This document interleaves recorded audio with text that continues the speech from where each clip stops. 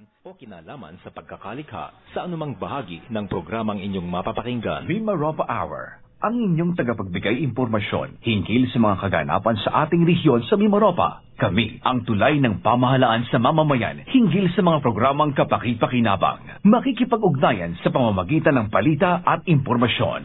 Mimaropa Hour, hatid sa inyo ng Philippine Information Agency at ng himpilang ito. Magandang umaga po sa ating mga kababayang rumlumanon sa iba't ibang isla at bayan ng ating probinsya, sa din sa ating mga tagapakinig mula sa mga karatig lalawigan natin. Ito po ang inyong kaibigan sa Himpapawid, Dennis Manso, ang inyong magiging kabalitaan at makakaulayaw sa loob ng isang oras. Ito po sa ating lingguhang programa na PIA Mimaropa Hour. Ang programa ito ay regular niyong mapapakinggan tuwing araw ng Sabado, ganap na alas 9 hanggang alas 10 ng umaga, dito po sa himpilan ng Full FM Romblon 100.5. Ang programa ito ng Philippine Information Agency o PIA ay daluyan ng tama at napapanahong impormasyon na maghahatid sa inyo ng wastong kaalaman hinggil sa mga programa po ng ating pamahalaan. Tatalakay din po natin sa programang ito ang mga proyekto ng bawat ahensya ng ating gobyerno kung saan tayong mga mamamayan ang makikinabang. Sa bawat tigwada po at edisyon ng ating programang PIA Mimaropa Hour ay mag-iimbita po tayo ng mga guest o bisita na pinuno at kawani ng isang sangay ng ating pamahalaan upang ating makapanayam sa loob ng isang oras para ipaalam sa ating mga kababayan ang lahat ng kanilang mga proyekto at mga programa na makatutulong sa pagpapaunlad ng pamumuhay o kabuhayan ng sambayanang Romblumano. So ngayong umaga po ay samahan niyo ako sa loob ng isang oras dito po sa ating programang PIA Mimaropa Hour.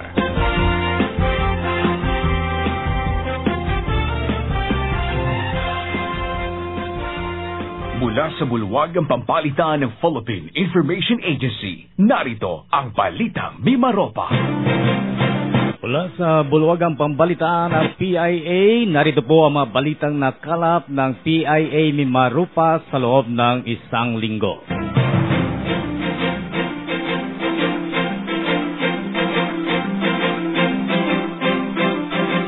Mga delinkwenteng ari-arian sa Oriental Mindoro ay susubasta na.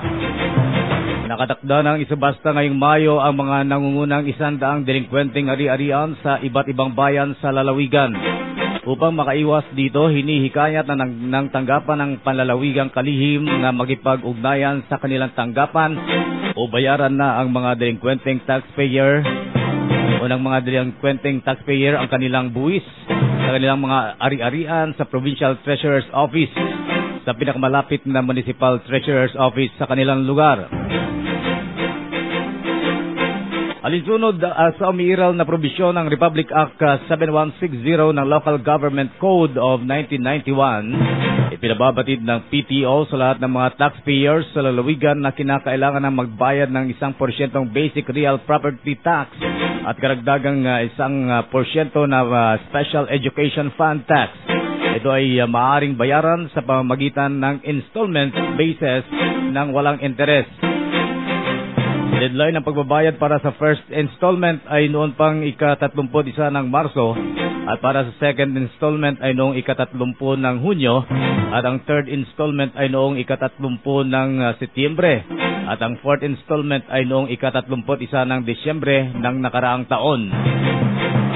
Ipinapaalala din na ang 1% basic tax at ang additional 1% Special Education Fund tax ay sabay-sabay na kukolektahin. May 10% diskwento para sa mga taxpayer na nakabayad sa takdang panahon.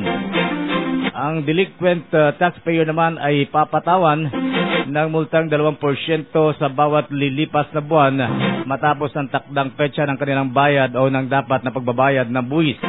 Samantalang maaaring magbayad sa pinakamalapit na City Municipal Treasurer's Office na nakakasakop sa lugar o magtungo sa Provincial Treasurer's Office na matatagpuan sa Capitol Complex, Calapan City o maaari ring tumawag sa telepono bilang 043-288-1741 or 043-286-7106 para sa iba pang mga detalye. Samantala, organic practitioners ng Oriental Mindoro binigyan ng exposure trip. Nagsagawa kamakailan ng 5 araw na exposure trip ang 121 magsasakang tumangkilik sa organikong pamamaraan ng Oriental Mindoro sa lalawigan ng Negros Occidental. Kabilang sa mga opisyal ng lalawigan na bumisita sa nasabing lugar ay sina Oriental Mindoro Provincial Nilo Di Mailig, Assistant Provincial Agriculturist Eli Vargas at Agricultural Technologist Librada Liveste.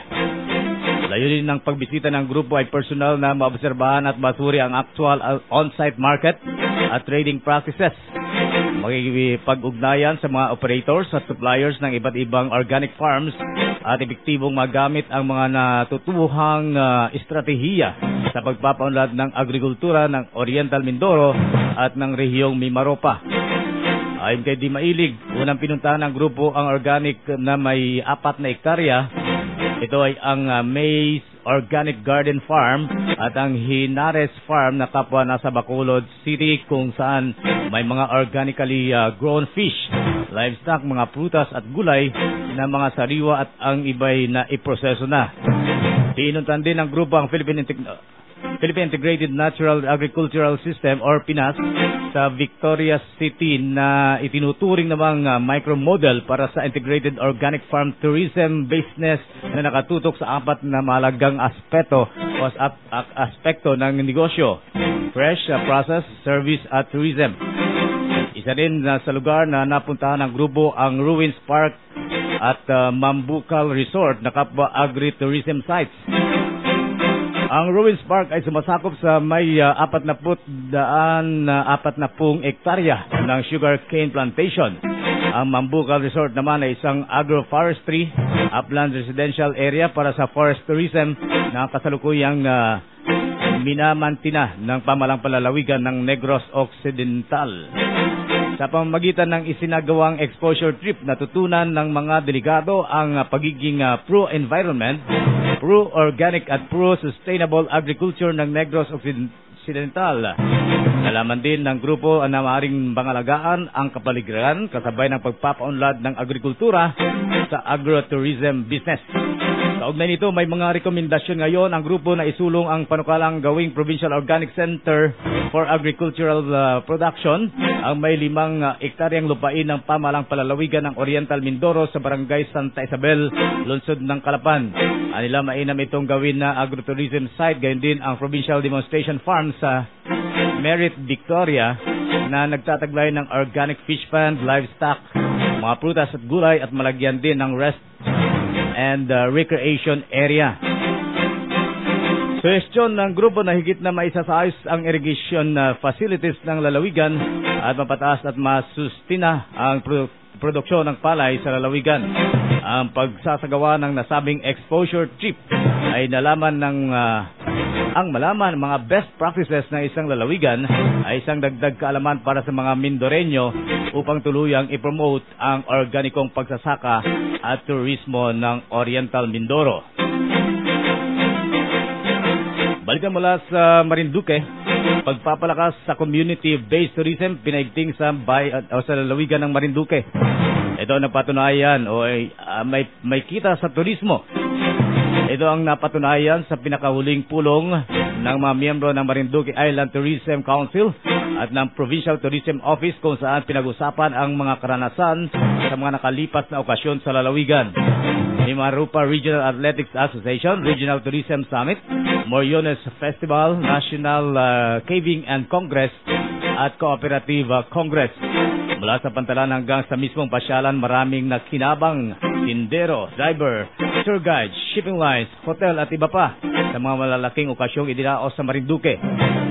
Isa sa may nakakatuwang karanasan ay ang Luzon Datum Cooperative, isang kooperatibang nakabase sa Mugpog, kung saan naroon ang Luzon Datum Origin na siyang batayan ng lahat ng muhon sa Pilipinas.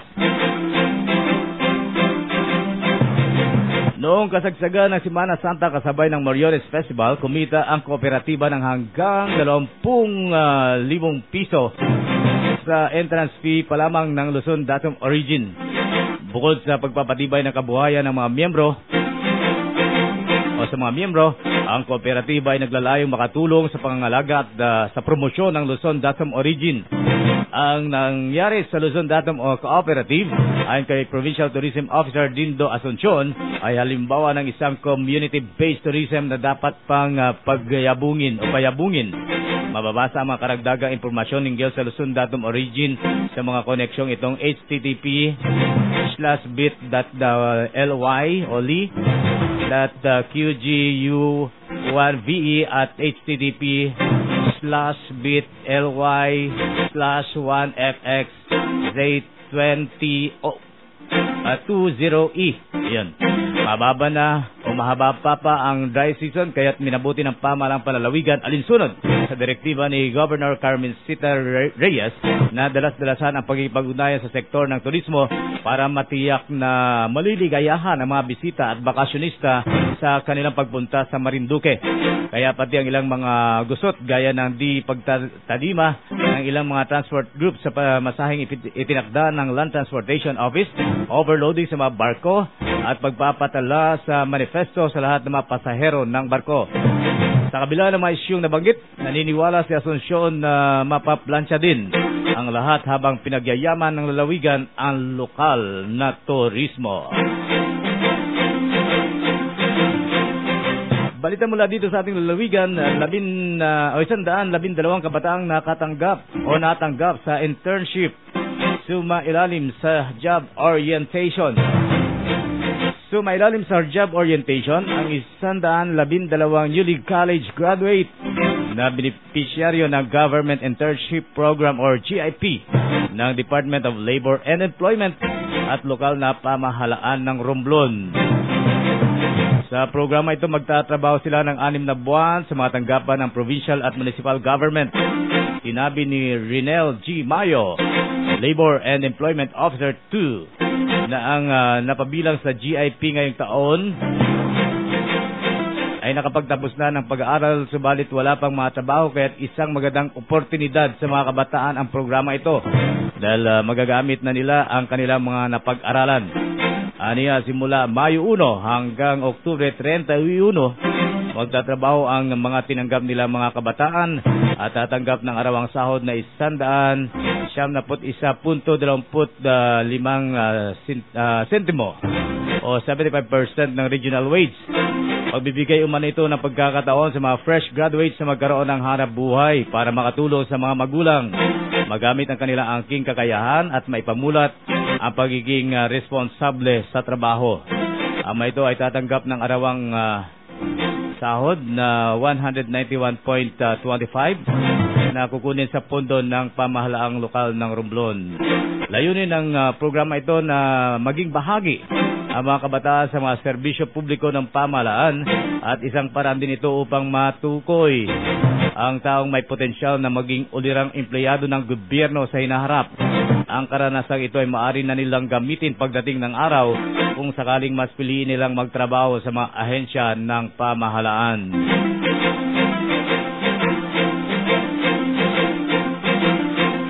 Samantala, balita pa rin mula dito sa lalawigan ng Romblon, COMELEC nagsimula na sa rehistrasyon ng mga botante. Sinimula na ng Provincial Office ng Commission on Elections or COMELEC Romblon noong Mayo 6 ang rehistrasyon ng mga botante sa lalawigan. Sinabi ni Provincial Election Supervisor Attorney Percival Mendoza, upang paghandaan ng muling pagbubukas ng voters registration ay kanyang pinulong ang lahat ng mga municipal election officer noong araw ng Linggo sa Dream Mountain Paradise Resort para pag-usapan ang preparasyon ng voter registration machine sa kanilang nasasakupan. Ang VRM ay isang high-tech equipment na kukuha ng biometrics ng individual bilang botante gaya ng litrato o larawan, fingerprint, pirma, boses at maging iris ng mata o iba pang identifiable features para sa authentication purposes ng pagpaparehistro. Ayon pa kay Attorney Mendoza, ito ay alinsunod sa Republic Act 10367, Act providing for mandatory biometrics voters registration na nilagdaan ni Pangulong Benigno Aquino noong Pebrero 15, 2013 kung saan isinasaad sa nasabing batas na ang mga botante ay kinakailangang ipatala sa COMELEC ang kanilang mga biometric information.